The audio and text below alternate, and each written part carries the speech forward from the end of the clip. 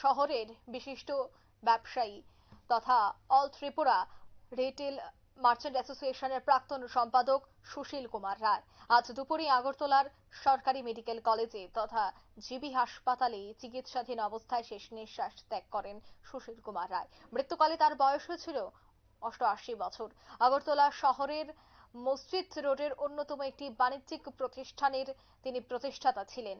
মৃত্যুকালে তিনি স্ত্রী, 2 পুত্র এবং তিনি 3 কন্যা সহ আত্মীয় স্বজনকে রেখে চলে গেছেন।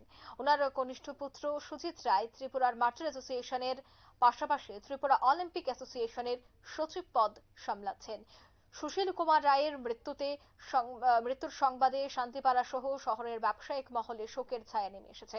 সন্ধ্যায় বটতলা মহাশ্মশানে তার শেষকৃত্য সম্পন্ন হয়। সুশীল কুমার রায়ের মৃত্যুতে শহরের বিভিন্ন অংশের মানুষ গভীর শোক জানিয়েছেন।